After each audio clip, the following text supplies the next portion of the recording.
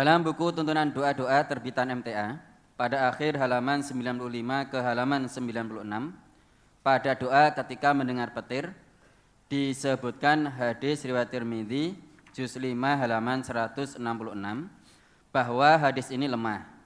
Bolehkah hadis itu kita pergunakan meskipun kedudukannya lemah, Ustaz? Pergunakan untuk apa?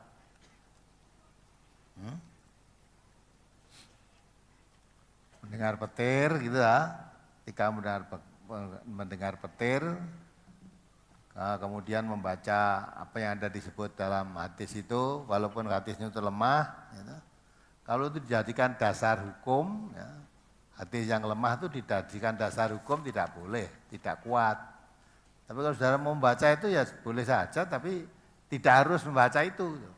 Bukan kalau hadis lemah itu ya, itu dikhawatirkan apa itu betul hadis dari Nabi atau bukan gitu loh. Ya. Karena hadis itu kalau dari Nabi betul, itu pasti betul. Tidak ada salahnya. Maka hadis itu dipilahi itu ada yang sahih, ada yang dhaif, ada yang palsu, ada itu dikhawatirkan. Jangan-jangan Nabi tidak berkata begini, karena perawinya itu tidak meyakinkan, nah maka tidak boleh dipakai. Jadi hadis lemah itu tidak bisa dipakai dasar hukum, kecuali sekedar pembatas saja. Pembatas. Ya, dalam brosur, kumpulan brosur ya sudah ada tentang najis tadi. Ada hadis sahih yang menerangkan bahwa air itu tidak bisa dinajiskan oleh apapun. Air. Ya. Jadi air atau ember misalnya tidak bisa dinajiskan oleh apapun. Kecipratan kencing misalnya, tidak najis itu. Tapi ada hadis lemah yang menerangkan air itu dikatakan najis apabila sudah berubah rasanya, berubah warnanya, berubah baunya karena najis. Nah, walaupun hadis ini lemah boleh dipakai. Ya, boleh dipakai. Maka sebagai pembatas. Kalau itu bertentangan dengan hadis sahih, bukan bertentangan.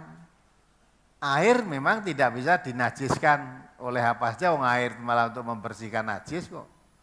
Tetapi kalau sampai ada air, warnanya berubah, baunya berubah, rasanya berubah, karena najis, bukan karena daun-daunan, karena lumut, bukan ya.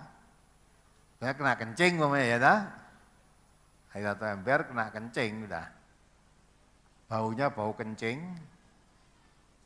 Ya, nah. Rupanya pun rupa kencing, kuning-kuning, rasanya pun rasa kencing. Rasa kencingnya gimana tuh? Lah kalau sampai berubah begitu, oh berarti hadis ini batas, berarti air ini sudah najis. Karena kadar najisnya lebih besar daripada kadar airnya, berarti sudah najis. Nah itulah, walaupun hadisnya itu dhaif, tapi bisa dijadikan dasar hukum sebagai pembatas.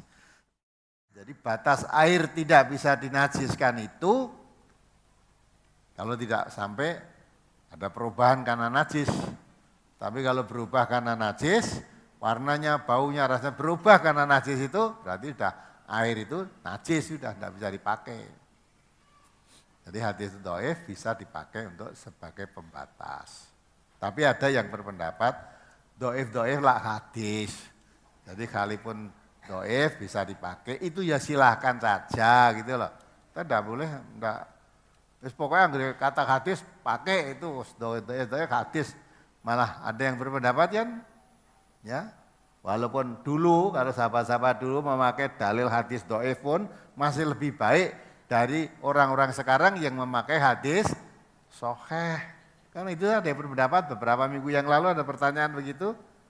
Ya, pertanyaan begitu ya tidak mungkin. Sahabat kok nganggo hadis dhaif itu gimana? Wong sahabat itu hidupnya zaman Nabi. Jadi nama sahabat itu orang Islam yang hidup pada zaman Nabi dan bertemu dengan Nabi. Masa nganggu hadis doif? Ya toh? Kalau mendengar kata begini, tanya pada Nabi apa betul Nabi mengatakan begini, langsung bisa kepada Nabi kok. Ya. Nah kok katanya masih lebih baik sahabat walaupun pakai hadis doif daripada orang sekarang pakai hadis sahih. Nah, karena hadis sahih itu tapi tidak pernah ketemu dengan Nabi. Gitu. Tapi kalau zaman sahabat walaupun hadis doif ketemu Nabi. Nah, kalau mau ketemu Nabi nganggo hadis doif itu gimana?